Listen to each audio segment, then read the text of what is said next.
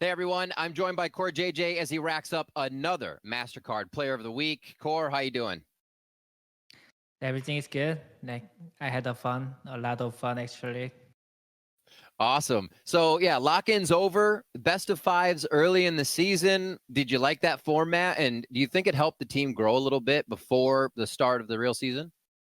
Yeah, obviously. I had really a lot of fun with the best of series. I kind of want to have a more best of series. It is my greedy for now. Every game I'm gonna prepare well. Yeah, right. Now you can actually focus on one game at a time, but still want the best ofs. They'll be coming. I'm sure Team Liquid will find them again towards the end of the season. Looking ahead, last week we had a Player of the Week also be a support. What do you feel about the support position right now, and why is it so strong? What are your thoughts? Okay. I think most of jungler are farming right now. Like they didn't show the impact as much as before, like ganking impact, like change the game or something. Hmm. But actually, support can still move when jungler palm. So I think that's why support player get a MVP now. Do you think that'll continue for quite a while? Yeah, mm, until like every jungler start ganking again. Core, looking at the bot lane, you and Tactical are so aggressive on the early game 2v2s. Do you think this is a playstyle more people need to adapt, or is it just how you guys play? Uh, this is more like just how we play. I I think like if you know you can kill, but you didn't kill, it is a crime. So I didn't wanna crime. So I had to kill. Absolutely. You heard it here first. Had to get the kill. That's the way to play bot lane. Core JJ, thank you so much for joining me and giving us some of your time. Thank you. All right, everybody, it's time to get into game. Casters, take it away. Thank you very much, Riv. Core JJ crying would, I think, make all of us sad. I mean, he's a delightful person to watch play League of Legends. He's like, look, if you see the kill, you got to get the kill, otherwise you're going to cry. And, you know, I feel like this guy's going to be smiles for the rest of his team for a very long season. TL's going to win Worlds. It's my bold prediction. You heard it here first. Now, welcome back, of course, on the opening day. You heard from support of the week, Core JJ. He's outstanding, but he's kicking off his split against Immortals, who finally have their full roster together for the year. Let's talk about it. In the top lane is Revenge. In the jungle is Xerxes, Insanity in mid, Raze, and Destiny at bot and support with Coach Gihoto. And of course, this is the LCS premiere for these Immortals players. And that bot lane duo, let's talk about it because they've got some accomplishments. They sure do, Freak, in the OPL, 3 titles each. They also, by the way, won Rift Rivals, Southeast Asia Rift Rivals in 2018 when they were playing together on the same team, and multiple Worlds appearances for them. I definitely think all of the members now finally getting here for Immortals, even though they don't have that much time to practice together, is going to be really exciting news. I also was a pretty big fan of Xerxes as a jungler in Europe. He was always a really innovative jungler, you know, pulling out different picks and surprising jungle paths as well, being very flexible. Bad news is you're going up against the lock-in champions, Team Liquid, and they were looking very good in the lock-in tournament. Honestly, from top to bottom, every single position for them, especially the new guys added in, Santorin, as well as Alfari on the top side of the map, absolutely dominating it. Plus, the ones that you could already count on for Team Liquid, Core JJ, Tactical, Jensen, also all performing extremely well in their individual roles. And so it wasn't super surprising that they were able to take the lock-in championship for themselves. They showed a lot of coordination, and they were definitely in sync as far as draft plans into in-game execution and in-game plans as well. It seems like, you know, carrying over so many solid members, their in-game leadership is at a super high level, which is one of the big things that a lot of these other teams are struggling with right now, and probably, you know, Immortals, seeing as how they just got all of their players together. Destiny, the most recent to arrive, according to the Immortals Twitter, he showed up last Thursday. So it's 8 days, I guess, but maybe more like 6 or 7 of practice at most. And this is when they started practicing together with the entire crew. Their Australian support finally showed up, and it was time to practice with the whole squad. If you caught the lock-in tournament, they played most of the games with the Academy roster. Their Academy team is very good, but these guys didn't even get any stage games. Not even just together, but just at all. So it is going to be probably a rough start, but that's where you are, right? There are no longer really split distinctions in the LCS. It's just a 5x round robin. There is a playoffs in the middle to go to MSI, and there's playoffs at the end after the 5-round robin to go to Worlds. So this game is going to count towards Worlds contributions, and they've got to get it started really, really well. And look, you're against the best team in the league. Team Liquid have already shown us they are the #1 team right now. They've continued to practice together. And Immortals, this is their first showing. Yeah, and so that means, hey, you've got nothing to lose. You're going against the champs right now. Shoot for the moon. Pull out some level 1s. Pull out some crazy stuff in Champ Select. I want to see that innovative style that I know especially comes from Xerxes. I'm hoping that this Immortal squad is going to have, some different looks for us coming in and are going to be able to try and attack Team Liquid, because thus far it has been hard for teams to come up with a plan on how to attack them. You're going at Alphari 1v1? No, you're definitely not. You're going at CoreJJ Tactical 2v2? I don't think so. You're going up against Jensen. There's roadblocks everywhere for Team Liquid. And so it has for me, come down to the planning going into this game. 5 people topside, level 1, forcing flashes out with double-pronged invades, trying to get crowd control over through the tri-brush, something like that. So, Kobe, planning is a possibility, though. Keep in mind, this is a partial reunion of last year's Origin lineup as well. Look, in spring, they got 3rd place regular season. In summer, they got 10th. But Alphari and Destiny and Coach Kyoto were all on that roster. So Destiny and Alphari get to meet each other again. The former coach is there like, I know how Alphari plays. I coached him for over a year. Let's make it happen.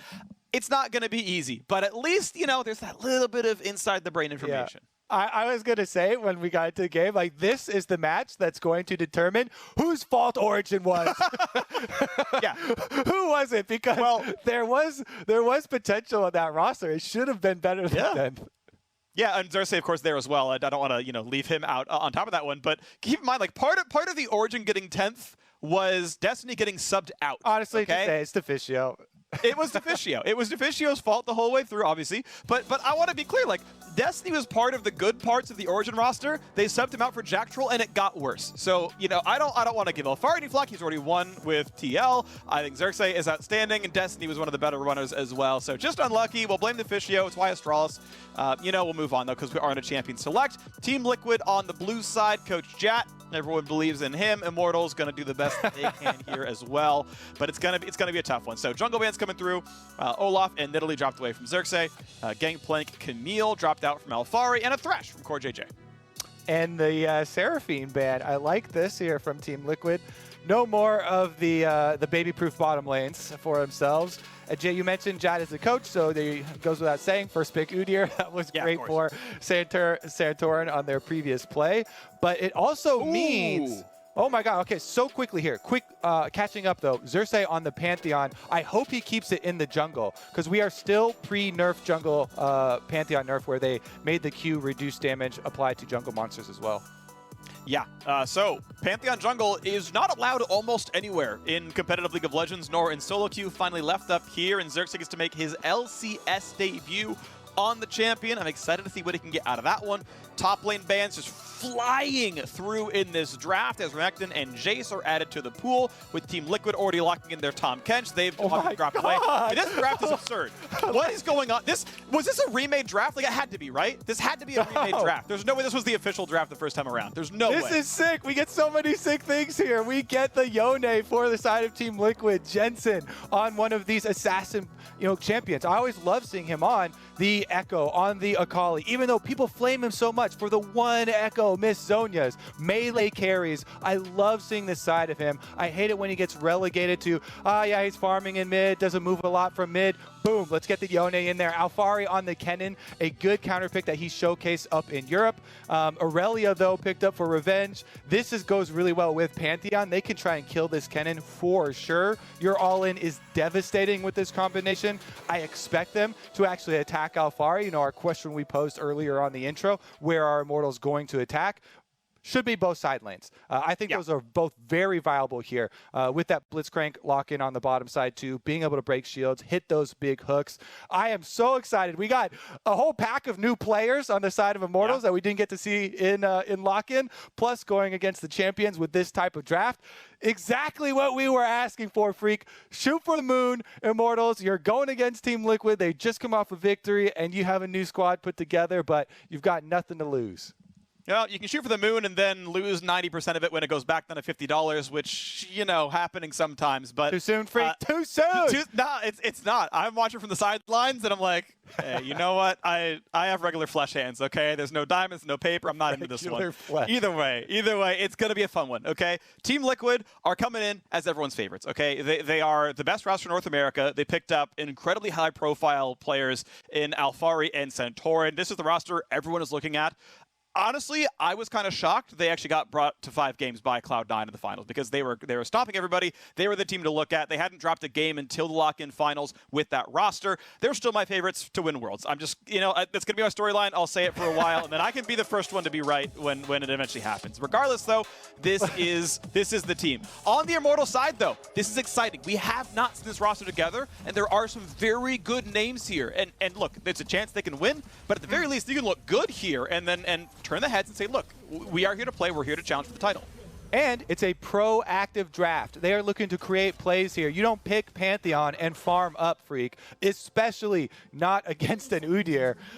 So Xerxes, this guy that I've been looking at from Europe, really have liked his innovative jungle paths. This guy has done, level 2 red buff ganks. He has done, triple camps into a bottom side camp. He easily can be the playmaker for this game and steal the show and enter the LCS with fanfare and his name in lights.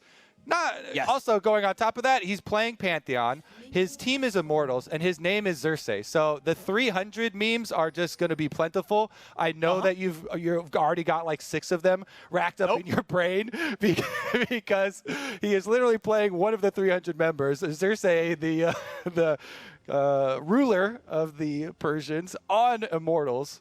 Definitely going to be wrapped up here. Top side, though, already Revenge going to wait in that brush. The Kennen, you can try and range harass the Aurelia early, but the Aurelia pick into that is supposed to be for kill pressure. Is supposed to be, hey, Pantheon, come up and point-and-click stun Kennen, because then he's dead. It's Pantheon, point-click stun into Aurelia, stun follow-up, and that is a dead Yordle. So with Xerxes starting blue into Gromp, he can easily just go straight to red from here and try and gank topside. It's very uncommon for LCS junglers to do just 3 camp into gank. Usually it's much more power clearing because you don't want to get counter invaded on, but when you're going against this lineup and you do want to try and punish Alphari early, it is an option. Well, it's what CoreJJ talked about in his Player of the Week interview, was that it's like, look, junglers are all just farming right now, so supports are able to roam, and so supports are making the plays. The junglers are not the ones doing that anymore. So, until we go into more gank-focused junglers, it's going to be supports doing it. Well, you got Pantheon, Kobe. You talked about it already. Pantheon is the one we're looking at. Do want to point out, Team Liquid are playing the, support Senna style, right? Tactical does have his Spectral Sickle, so it is CoreJJ getting all the last hits. Still very possible to get a ton of damage output from the Senna, a ton of gold, all that fun stuff. We saw, not Perks, but Sven play phenomenally on that one. Nice hook, though, is good damage on Tactical. And Core will just walk up for the Guardian Shield, will not chomp.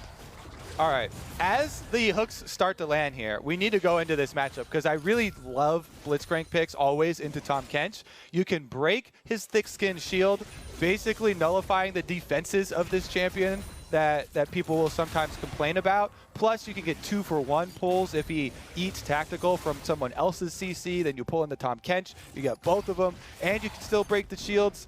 I just really love that as an answer for possible kill pressure, since that has been our theme of this game, is looking at where they are going to apply that.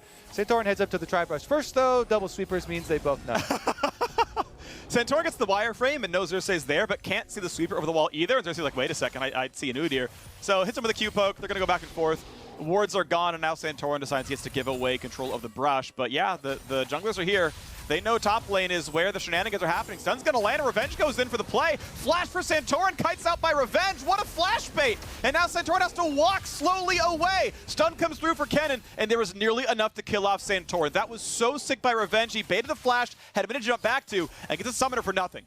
It truly was. I think Santorin was a little bit grasping at straws there, because you know if Aurelia's going on that trade and you see that minion low health, she's going to jump right back to it on Q. He's hoping that he can do it quicker, though. That's what that is. He's saying, I have faster fingers. I can flash and get my bear slap off before you Q back, because if I do, you're dead. But Revenge takes that opportunity. I love that he's playing on the edge. This guy is not as hyped up as some of the other Academy pickups. You know, he did not smash Academy, but Revenge is young North American talent at the top of the solo queue ladder. Loves talking about how he went to med school and delayed his professional career. And honestly, he's showing some big brains right there. So you know what? Give him the 5 head. He deserves it. Yeah, absolutely. Right now, bot lane's being pushed in a ton, and it's a farm lead right now for the Tahm Kench. Tahm Kench winning lane up against this Kai'Sa. Honestly, anytime Destiny throws the hook and it doesn't result in a kill, you've got about 14 seconds of playing the lane however you want. That means they can walk up and poke and do some damage. And indeed, the potions are a little bit running out here on the Immortal side. Nice hook comes in for good damage. This time you do have to chop him away. But with Ignite on, Tactical is nearly killable. We'll have to chug through his potions and spam Q to get the health bar back up. That was a great hook by Destiny.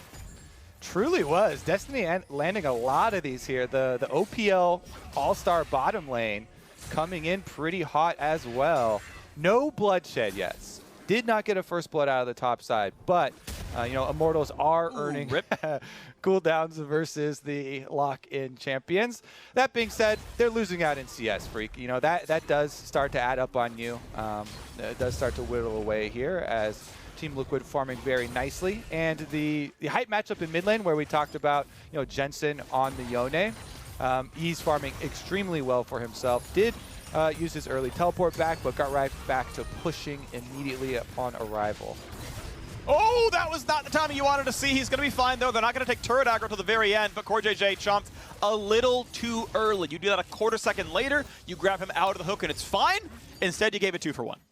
Exactly. It still means they're going to be able to push in on that tower, though. As you said, no harm really done off of that. Tactical CoreJJ have the advantage on bottom side, pushing the first wave into the tower. They earn the turret plate themselves, cash in there, get their recalls off to reset as well, and can get back super quickly. You see the rush on your Boots of Swiftness here for Tactical, for Senna, gets out there extremely quickly, both of them rushing to tier 2 boots.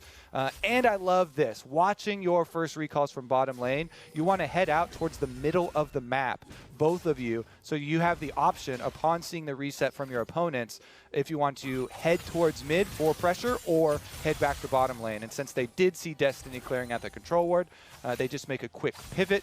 Tactical app, by the way, on your minimap, you can see he even stops off at the red buff.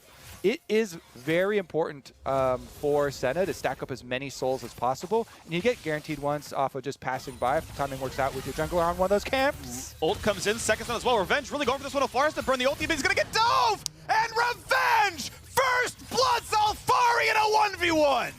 That is how you want to lay it down in the LCS, Freak. Immortals Revenge makes it happen, no fear. He shows no fear on the top side with jungler around, baits out his flash, goes for the 1v1. This is why you pick Aurelia for your aggressive top laner. He got to the top of the ladder playing carries, playing Riven. So give him the Aurelia into Kennen matchup. Revenge does it. Level 6 here. He hits level 7 off that minion, stacks up his passive, goes for the all-in, commits under the tower, even with the Ignite from Alfari, Q's back out to the minion, so he doesn't have to take the extra tower shot, and earns them a top-side advantage. Santorin will punish with a dragon for himself, as the bottom lane advantage is still heavily in the favor of Team Liquid, with Tactical CoreJJ pushing, but this is hype, my friend. Versus the lock-in champions, Immortals here, pulling off some big moves early. Oh, beautiful play up there. But you can see the gold is still tied between these teams because right now Bot is smashing. I mean, absolutely beautiful stuff out of the TL duo. They are winning this lane by far. They've already got the first plate plus the CS. And of course, with that, they get the dragon as well. So TSM, take notes. When your bot is winning, come grab a dragon. It removes the win condition. So far, so good. Team Liquid still picking up nicely, but you got to give credit where it's due to Revenge for taking down maybe the most hyped top laner in the LCS right now. Takes him in the 1v1, takes the skill matchup, and absolutely blasts it off. So for sure CS lead. For sure he is. I mean, he had 9 solo kills in the lock-in tournament. Nobody else had even close to that. Next closest was 4 solo kills in lock-in tournament. And then Revenge says, I like those odds. He goes right at him. 1v1 tower dive, pulls out the calculator, barely escapes with any life with Ignite ticking. You know what? Start the stats now because these are the ones that count for the splits. Team Liquid, though, objectives all going their way. Despite the solo kill, despite the hypeness up there of 1v1ing, Santorin is all over these objectives. He is really, really well done, of course. This is what you do with Udyr, right? You are all about efficiency and farming and getting to the objectives. That said, though, okay, Santorin does have his flashback, so that hasn't really punished him in any way, but he is roughly equal farm to Xerxes, but 2 of those camps are obviously way more important. It's a Dragon and a Rift Herald. Those are going to pay dividends in the end game. Team Liquid have swapped their dual lane up to the top side. Revenge staying alone up here and trying to hide the fact that he hasn't recalled yet. This is going to be a 3v2 potentially. When do they take the fight? Because this is an outright 3v2. Problem is Udyr can show up, Yona can show up, but this is not an easy fight anymore. If they don't take this, if they don't get something out of it, well, they will. Yeah, big damage on tactical. Here comes a spit out, but he's still resetting and they still find that kill. Panther over the top as well. What can Revenge not do? 3-0 Immortals take the gold lead. Honestly, I was going to say, if they don't make something happen here, you are giving up a tremendous amount of tempo. Bottom side, you see Alphari pushing that wave in. But they do, Freak. The patience plays here from Revenge. He just waits in the brush right until Tactical walks into him. They're so deep in the lane with a Blitzcrank. Neither one can escape. This is now 3 kills for Revenge. Blade of the Ruined King picked up pre-11 minutes into this game. And if you are Alphari, you do not want the 1v1 with him, so he's going back top side. Second stun, Flash gets him to safety. Here comes the ults over the top though, and Raze, goodbye. Could not get away from the rest of the combos. 3 ults means the kill.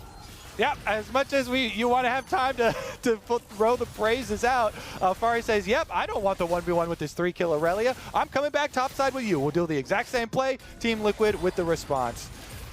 Yes, we do get another look at this play. As you know, Tactical walks right into him into the brush. Let's actually look at the live camera, though, because with the Rift Herald and the objective focus from Team Liquid, they're going to finish off the entire turret. I think this is really good macro from Team Liquid, as Alphari has no chance versus a 3-kill Aurelia.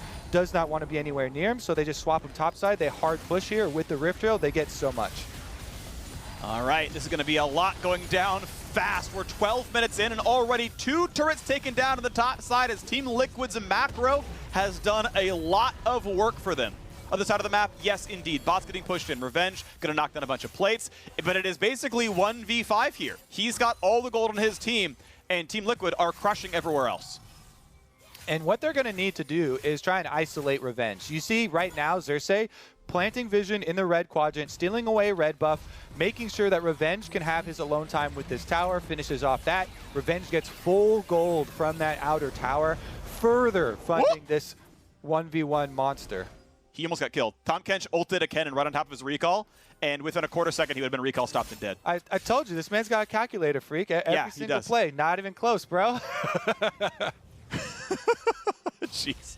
Well, we do have a close game, though. Because the turret traded back, because the plates were picked up, Immortals are temporarily in the gold lead. And you talked about isolating him, but he's going to want a group right now. The second Dragon's coming up, and they're looking for a 5v5 where somehow Aurelia can carry it. All right, let's see. There are possible deep flank wards in the red quadrant of the jungle, but Team Liquid have a decent positioning, pushing up both bot and minion and mid wave. They've done such a good job managing their minion waves here. This is exactly what you want. 5 seconds on Dragon, Destiny pushing it up. Here we go. He's in front of 4 people. Teamfight's going to begin. Kenny going to buy some time. Destiny gets out, but Revenge is exhausted, has to flash away as well. That feels like a victory on the TL side, burning away 2 flashes for 1. Yeah, that's got to be a dragon there. There's no health on Destiny. They're basically a person down here. No kill for Team Liquid, but they don't care. Objective, again, should go their way without Immortals contesting unless Immortals are truly crazy. A little bit of scuffle in the mid lane here. Jensen, yeah, he's like, if you shockwave me, I'm dead. I've got to ult away. Look, it's not an important cooldown. Dragon's going to be gone for 5 minutes anyway. Let's just burn that and put in no risk. I think it's smart to just get away. It's going to be fine right here. But it still shows Team Liquid are the stronger team. Their 4v4 is so much better. Revenge could be the one to earn all the gold. Looking for the stun, perfectly timed. Goes in for the instant kill, and a Jensen sent over the top. But here comes Pantheon. Here comes the dive. Xerxes finds a single kill. Alfari dives in, though. He'll find a stun. Xerxes going to try for a bit more, but no, he's going to just let his teammate die, and he can't find the re-engage. And now Santorin's here. He's got to run away. The Q did nothing. He can maybe kill the turret. It'll drop to minis most likely. He can try to immune some of the damage. Goes back in, gets stunned. Oh, but the Zhonya's Hourglass means at least the turret falls, but I don't believe local gold went over to Xerxes. It is a 2-for-1 in favor of Team Liquid. Santorin does come up in time for them to pick up the extra kill. Yep, gold goes over for the tower. Plus, they're pushing on bottom side. Raze, you see on the Kai'Sa, quietly stacking up there. Should be able to get all the way to the turret, and they still have vision covering that side of the map. I want to point something out. You can easily predict the exact spawn of anyone teleporting because they will teleport to the closer side to their fountain to whatever they're teleporting in. So if it's a ward, if it's a tower, you always teleport to the side of what you're teleporting on by your fountain. Revenge, clearly, as a seasoned player, easily able to know that and easily able to time teleport arrival right there. So that's why he gets the perfect stun on Alfari to go for it. But with the extra arrival onto the top side, or excuse me, Jensen, Alfari was the second one to come up there. The reinforcements for Team Liquid do turn that story around. Thank you for illustrating the teleport tip, though, Revenge. Nicely done. Not quite the... Ooh, Shockwave. Good damage, but Alfari is going to walk away with 210. I think it's probably still worth the cooldown. He's going to be off of the map for a while, but Jensen just isolate pushing down to the bottom side. Knows without Shockwave, Orianna's not a threat, and will knock down turret number 3 for Team Liquid. Now, top turret, of course, had fallen during the previous fight, so it's going to be just the 1 turret lead for TL as it drops, but still feeling comfortable on the TL side. Their gold lead 600. Honestly, Freak, I'll take 10 more of these. Yeah. Compared to the slower start in the last game, first LCS game here for Spring, a lot of thought going into the first 20 minutes. This one, action-packed. A lot of fun on both sides of the map here. Good responses from Team Liquid. Despite the underdogs in Immortals here making some really big plays, specifically Revenge. But it sets us up for such an interesting mid-game here where Team Liquid do have the double-stack dragons going for themselves. They also have, one of the beefiest Tahm Kenches that you will ever see since bottom lane went so hard there with CoreJJ super farming with his support Senna tactical. And it is a Blitzcrank here moving in for Vision, one of the champions that benefits from Vision control the most in the entire game, as Destiny has been on point with the hooks thus far, and Team Liquid will have to be cognizant of his positioning. 145 in the Dragon. Gold difference still only 700, but that's a Team Liquid lead plus the 2 dragons, and recalls come through as wards come down. We're getting pretty close to a final call on resets. Teleport not going to be up for Revenge. It is up for Alfari. So Insanity could go top side and TP away. Otherwise, they have to bring Revenge down pretty soon if they want to fight for the Dragon. And in my mind, they would probably like to. Alfari would love to keep this Aurelia stuck top side and let his team fight for something else. But if the team roams up at the top, not going to find any plays. And as Xerxes clears down, he'll be on the right side of the map for Dragon. Yeah, I usually put last call at like 45 seconds. I keep serving drinks pretty late, so allowing people to still go back and you don't help your team wards. get wards then. That's fairly late. 45 seconds, you could go get your ward. It's up to one of the teammates to be standing there so you can actually go place it with confidence.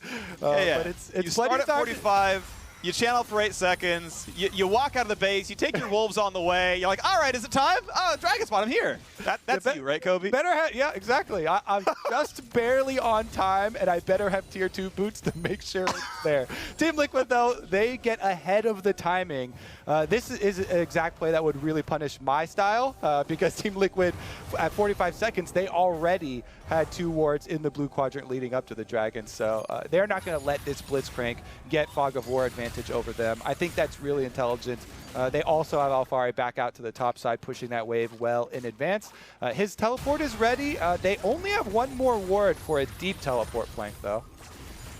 All right, well, we've got a Herald summon here that can help push down mid as the waves are cleared on both sides, and Team Liquid cannot easily prevent Herald from charging. Oh, they actually get it to auto once, so this actually may do absolutely nothing. Can you time the eye? Can you time the eye? Because it's going to charge. If you time the eye, you can kill it before it goes in. Okay, Smite's going to be good enough. Easy pickup there, and now the fight may continue. Revenge finds a double stun.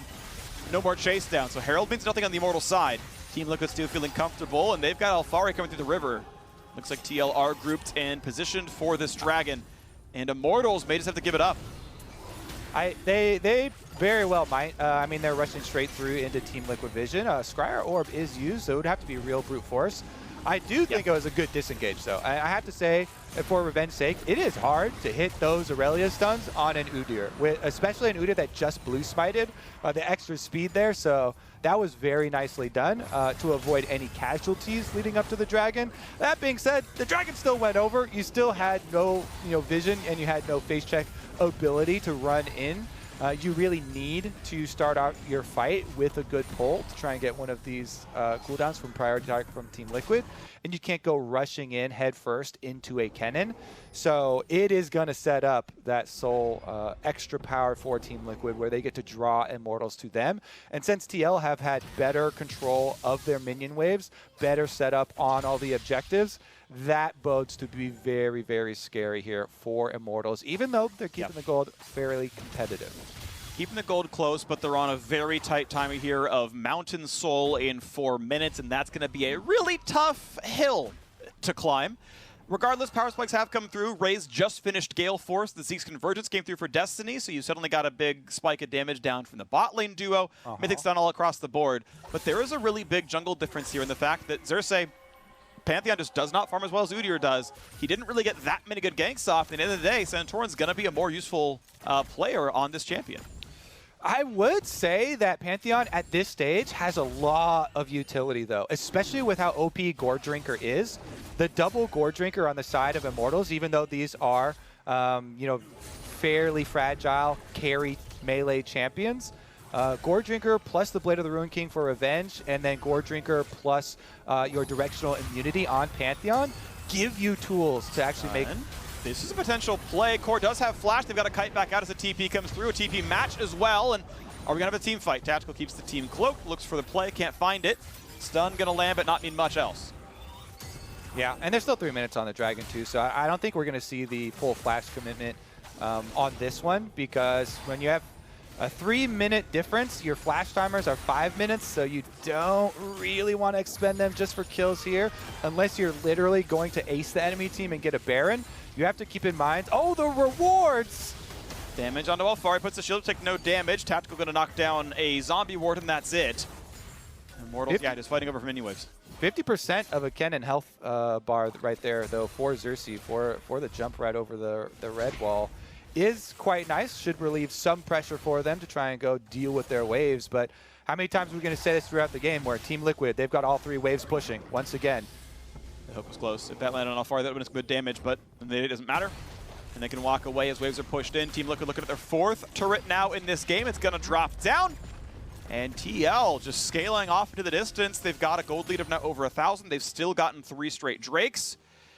And picking up where they left off, TL still being the stronger team here. Not dominating every single lane, certainly. Revenge made sure of that, but everywhere else, TL has just better.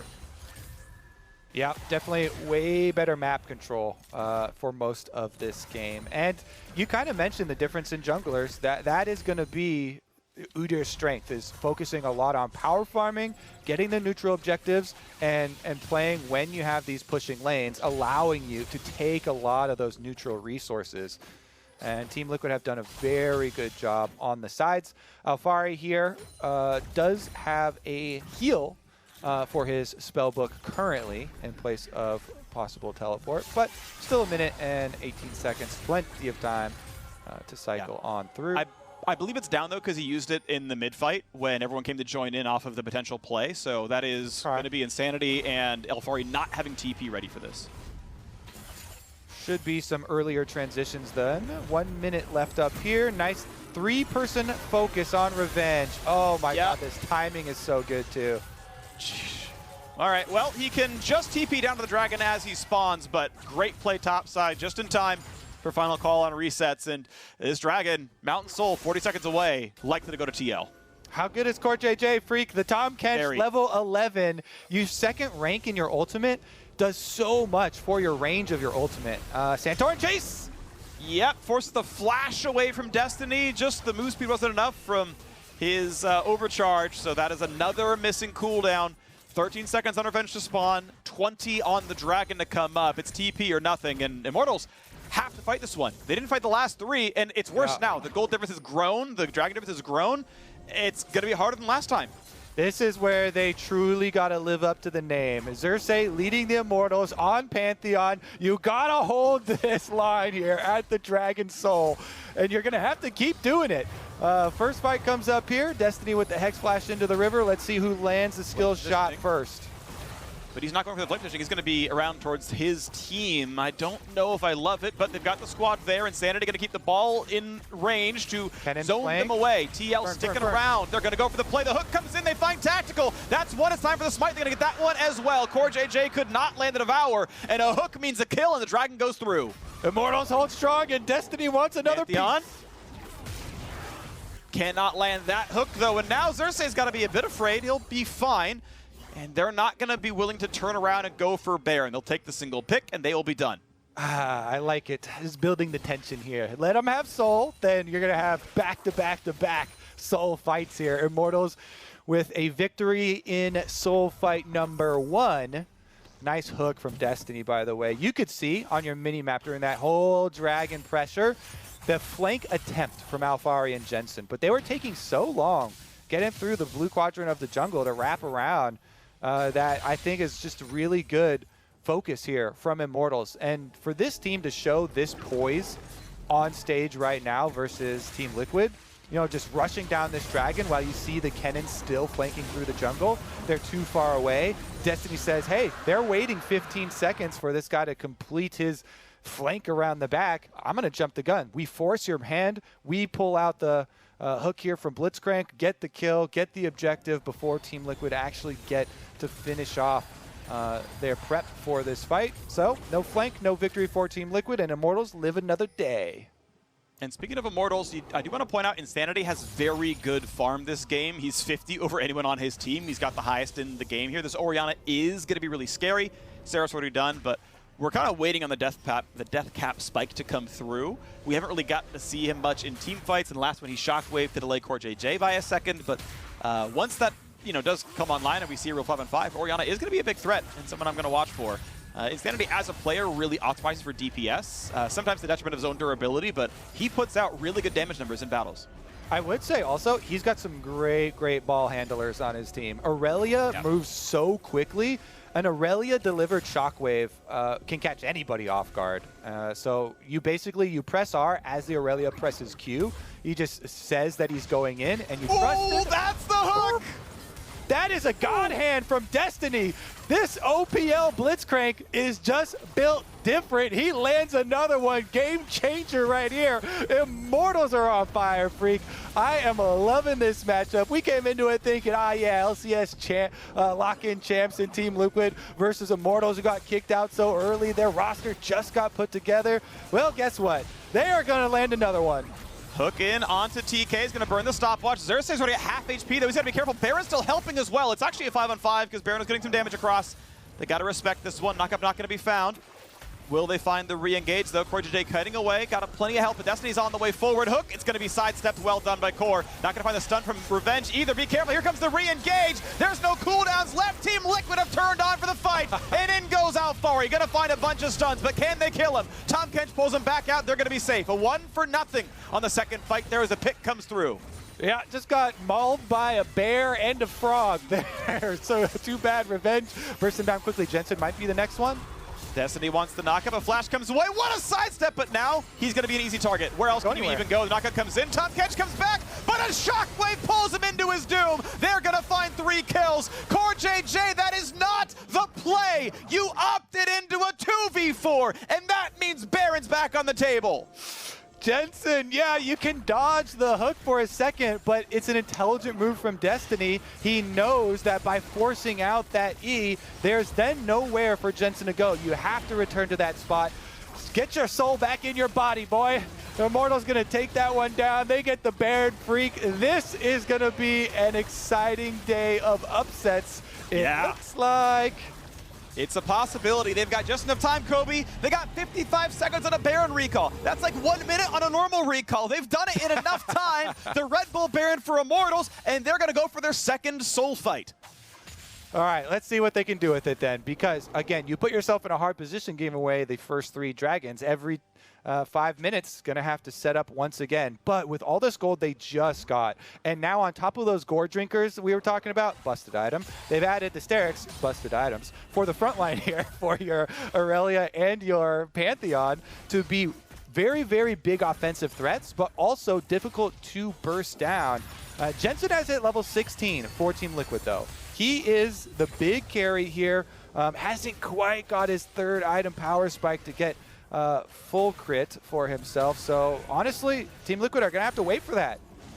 No, I mean, he has 100% crit chance because he's Yone, so that conversion's already fine, but he just wants, I'm not sure what he's going for next, probably the Bloodthirster to be tankier. But regardless, yeah, right now the setup is around the Dragon. Void Staff came through for Insanity, went for the cheaper item 3 option because he wants to make sure he's power spiked in time for the Dragon, which, again, makes sense. It is not DPS optimal, but he wanted a spike, so I get it. I think it's totally defensible, and it means that they can actually play it really slow. They've got control over the entire jungle. They're going to grab that one, no problem. Insanity knocks down bot lane tier 2. Xerxes going to very slowly solo this Mountain Drake, and Immortals now have 2. In about 10 minutes, they can maybe get sold themselves. Immortals with the full roster are looking very, very spicy here. Level 16 for Revenge on the Aurelia. Started out the game so strong. Has actually transitioned decently well into a lot of these team plays, but still is going to be such a fearsome force on the side lane. 3 item power spike for Aurelia, has crazy sustain. Can 1v1 anybody on the Team Liquid side, even though Jensen just finished up his Bloodthirster with the extra shield. So that means Immortals should be able, for one of the first times in the game, actually be able to do control minion waves first, push out on side. They actually keep him mid right now while 4 members are pushing top side. And they'll get to that tower. They'll destroy that tower before Team Liquid can answer too much. Alfari's committing to the bottom push for Team Liquid because they cannot fight at the top side right now anyway.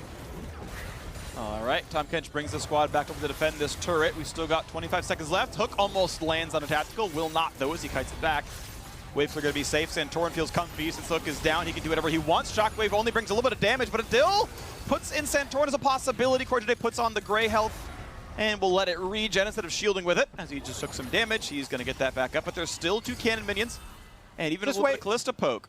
Yeah, just wait. Revenge finish up that turret. There you go. Notification on your screen. You don't have to overcommit at all. You've got a lot of gold to gain with the Baron like this. When you're in the comeback position, look at this surge for Immortals. Have just slingshotted ahead of Team Liquid now. All of these outer towers have been picked up. Secondary towers picked up for themselves. They can leave, they should leave a few more wards behind as they exit this area. There's 3 minutes left on the Dragon before spawning, but they do leave a trickling of vision leading up to topside.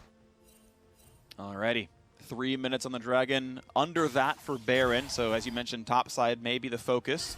Jensen's Bloodthirster is done, 300 CS. He's managed to catch up all the way with Insanity, so well done to him. Insanity's actually dropped CS a lot in recent history, giving that over to Revenge. As those numbers have dropped. He was well over 10 a minute when I talked about Insanity last time, and he's got like 20 CS over the last 5 because they've donated farm away. He's going towards Zonia's now on the Orianna, so a really delayed death cap, but going more defensive here. Now, Team Liquid are really going to need a big flank from Alfari to be able to actually take one of these fights, and you need Jensen to set that up with a Yone ultimate on multiple people. So yes, Santorin's got to be the front person, and he's running in, slapping somebody on Udyr, but it has to be good follow-up from the Team Liquid solo laners to be able to regain control of this match. And honestly, time is now not working in their favor. They have such a hard time of getting towards this dragon. Jensen can safely face check because he's got a body to snap back to, but that's only the first line of wards. They're cutting through weeds here, trying to get up towards this dragon setup for dragon number 6. And Immortals feel pretty confident about it. The problem is that Team Liquid have an extra card to play. Whenever you are the ones on Soul Point and Baron and the dragon are both up, obviously you have much more to gain by focusing on the Baron, because it's not going to lose you nearly as much letting Immortals get that dragon. And so Immortals have to be tricky. I'd say just easy use of a Pantheon ultimate, though. Xerxes can easily take the dragon, and the rest of the team stays close enough to Baron, and then you can Pantheon ult over. So it's not as bad as a situation as you might usually find yourself in if it's, you know, sole advantage with Baron alive. Well, here we go. 55 seconds on Baron, 30 on Baron, 50 on Dragon coming up. Revenge in the bottom lane does have teleport, and Insanity the same. Team Liquid have their teleports as well, and a Tom Kent, so Revenge does have teammates. Going to fight Jensen here as best he can, but he's running low on health pretty fast. Ult comes across, stopwatch buys some time, goes for the re-engage on Jensen, out he goes. Stop to go over the top, but he's going to be found by Raze. They're going to battle the top side and the bottom side as well. We've got the kill already for Raze, 1-0. Now the re-engage comes across as one goes through to Santorin. That'll be traded back as a 2-for-1 so far. Revenge is back in. He finds the stun, he finds the third kill, and CoreJJ flashes, but Raze is still here. Immortals will crush this team fight 4-1, and they are inside the base already. Immortals are gonna make the upset a reality, Freak. They take down Team Liquid. It's Jensen versus the 300 now. What's he gonna do about it? He's going to lose a lot of his health about it, go back into the Fountain. Destiny will not land the hook, but it is on to the Nexus turrets. Revenge makes his LCS regular season debut with a lane kingdom over Alphari. And the Oceanic bot lane takes their stuns, they take their hooks, and take their victory. Immortals take down Team Liquid.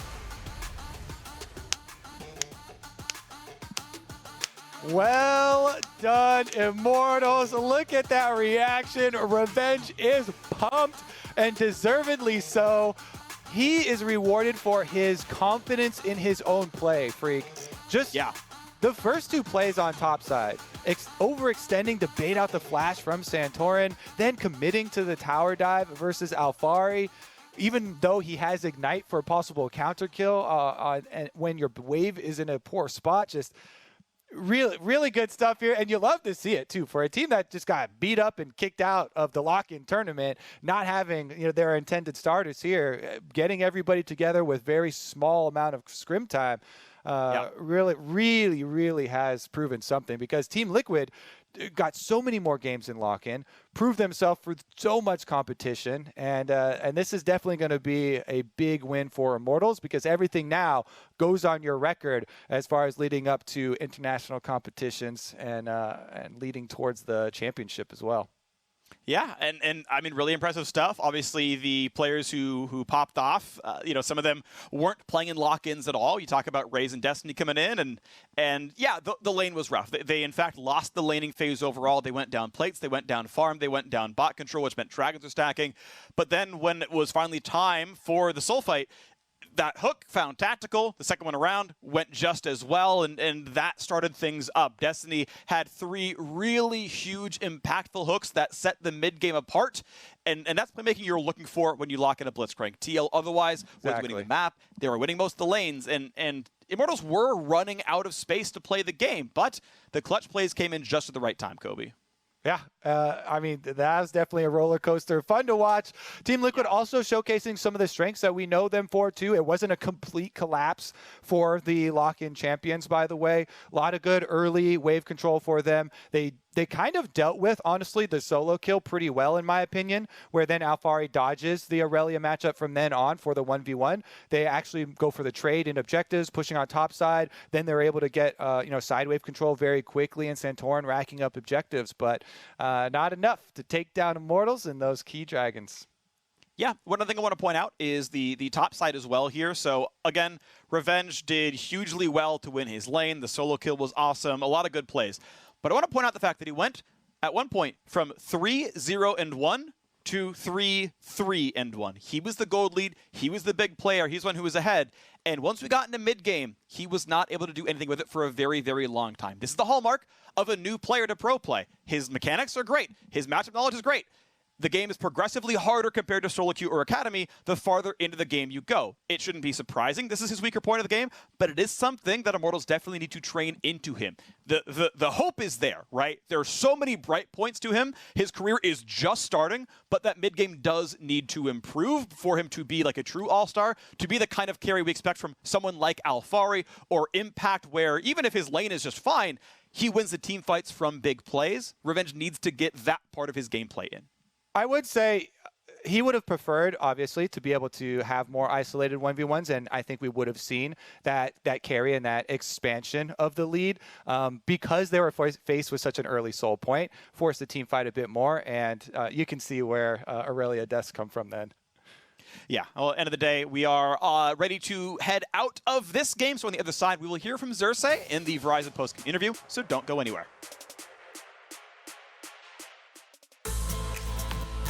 When nature calls, in this assist of the day presented by State Farm, the 3v1 gank looked all but over for Alphari, until Santorin came barreling out of the river to turn the entire play around. This is what we're talking about in Champ Select, the power of the roam with these two, but Santorin is there, the deer is here, and Perks is running away! Team Liquid turn it back around! Santorin's in hot pursuit, a slap upside the head!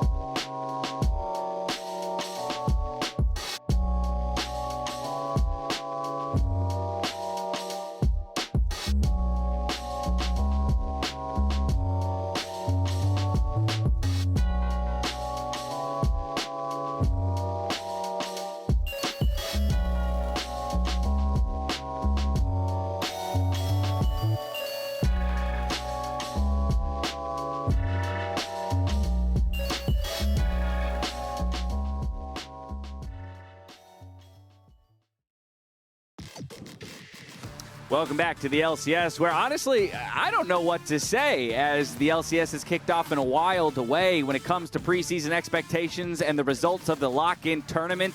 Already back-to-back, quote-unquote, upsets. You can see it there on the TL rep's face.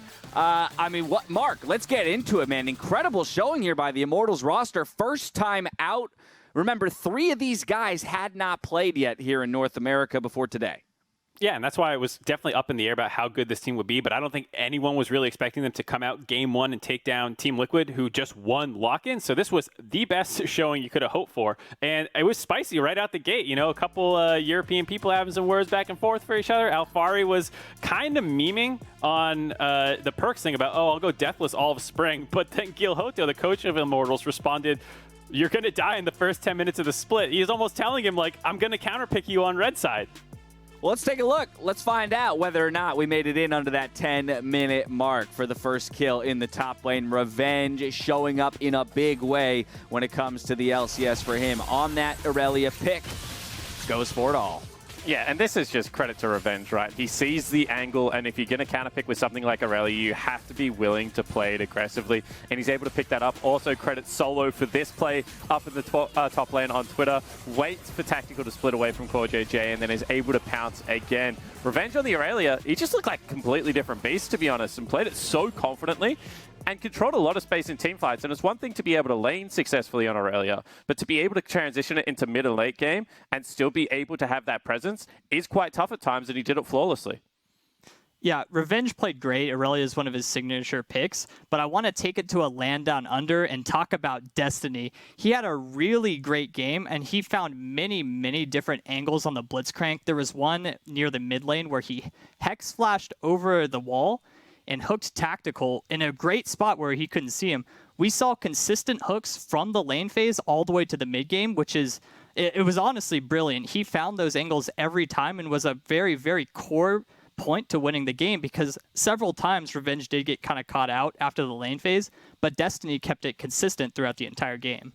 Yeah, and being able to trade on some insider information here, right? Like just knowing Destiny as a person. One of the reasons that a lot of teams were attracted to him when he went over to Europe was how vocal he is in comms and the ability to be able to spot these plays and be able to get the teams on board in that snap decision. He's just so decisive. And this is why this bottom lane in Oast was so successful, because Mark was commenting on the whole game, like, where was Akaisa? He's just farming side lanes. Like, he's not really all that involved in the team's play.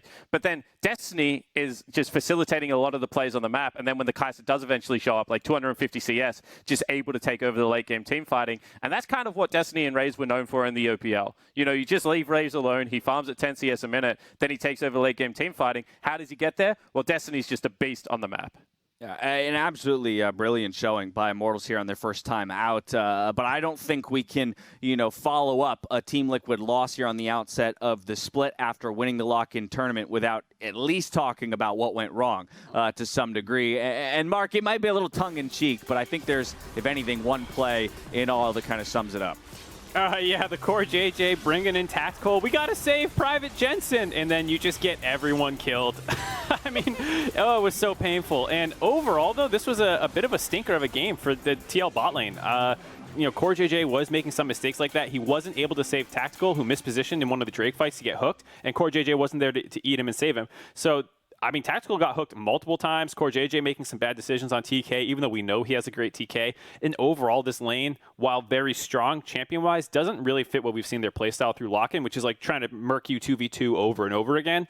And this team, or this comp just doesn't quite play that way. Yeah, and we're having an interesting conversation, right, about Center Tahm Kench, because there's always the farming center versus the fasting center, and how do you make that decision?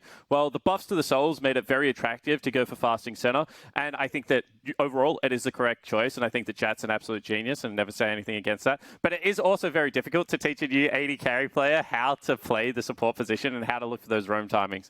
And a lot of the things that Aloran was pointing out was actually timings into the river where Tactical gets caught out, going back towards that mid lane. So I do think that, overall, this is something that, and Team Liquid has said it, right? We're going to try new things. We're going to try and play faster. It might cost us games, but we're going to be a brave team and look to do that on stage games.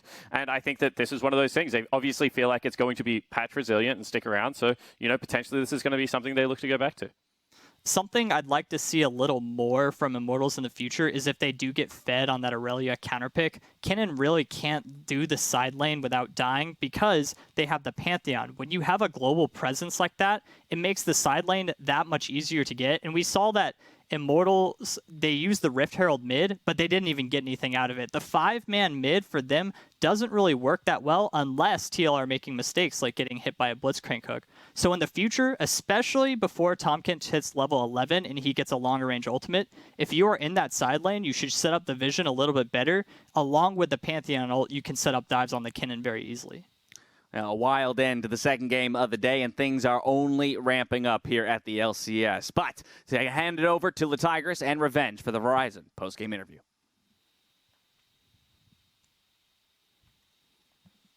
Welcome, everyone, here for the Verizon post-game interview. I've got Revenge after a tremendous victory for IMT against Team Liquid.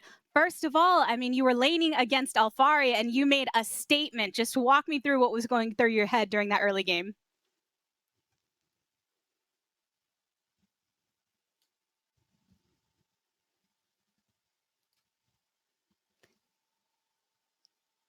I do seem to be having a bit of an issue where I unfortunately cannot hear your responses right now, so we'll get that checked in on. I'll get word from production, but I also want to say congratulations to IMT on the victory, of course. I mean, anyone who tuned into that game had a wonderful sight with the upset that we saw, the full squad here together, but maybe we can get a little words. Let's see if we got you.